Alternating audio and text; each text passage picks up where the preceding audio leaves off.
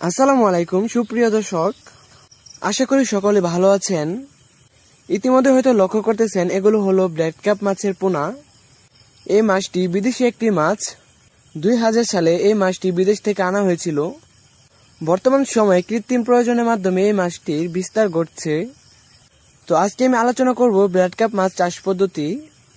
আপনারা কিভাবে black cap মাছ চাষ করবেন এবং ব্ল্যাক ক্যাপ মাছের উপকারিতা কি সেই সম্পর্কে আজকে বিস্তারিত আলোচনা করব। এবং ব্ল্যাক ক্যাপ মাছ মিশ্র চাষের ক্ষেত্রে কিভাবে চাষ করবেন।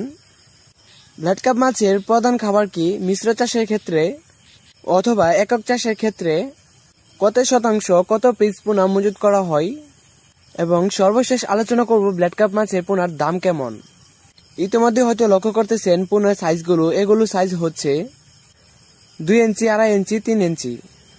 মাছের পরিমাণ বেশি হলে আমরা এগুলো 13 টাকা করে বিক্রি করি। আর যদি আপনার পরিমাণ কম হয় তাহলে রেট একটু বাড়তে পারে। আর সেক্ষেত্রে 5 ইঞ্চি 6 ইঞ্চি সাইজের পোনা বিক্রি করতেছি 28 টাকা 30 টাকা করে যদি পরিমাণ বেশি হয়, এবং পরিমাণ একটু কম হলে রেট একটু বাড়তে পারে। মাছের পরিমাণের উপর মাছের পোনার দাম নির্ভর করবে, কারণ যাতায়াতের খরচ এবং ইতিমধ্যে নানান খরচের পোনা দামের উপর নির্ভর করে আমরা দাম বলে থাকি, যার কারণে মাছের পরিমাণের উপর মাছের পোনার দামটা নির্ভর করে। প্রিয় ভিউয়ার্স, আপনারা যারা ব্ল্যাক ক্যাপ মাছের পোনা চাষ করতে চাচ্ছেন, তো ব্ল্যাক ক্যাপ মাছ খুবই উপকারী একটি মাছ।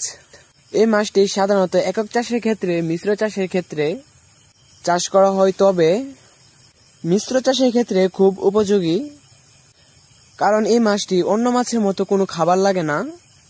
এই মাছটি প্রাকৃতিকভাবে খাবার গ্রহণ করে নেয়। যেমন আপনার পুকুরে যদি অতিরিক্ত শামুক থাকে তাহলে এই মাছটি শামুক খেয়ে জীবন ধারণ করে থাকে, কারণ ব্ল্যাক ক্যাপ মাছের প্রধান খাবারই হচ্ছে শামুক, যেটা পুকুরে থাকা জলাশয়ে থাকে। মিশ্র চাষের ক্ষেত্রে ব্ল্যাক ক্যাপ মাছ চাষ করলে অন্য মাছের কোনো ক্ষতি হয় না, বরং কিছু অন্য মাছের জন্য ভালো হয়। যেমন পুকুরে থাকা শামুকগুলো খেয়ে নেয়, অন্য মাছের খাদ্যে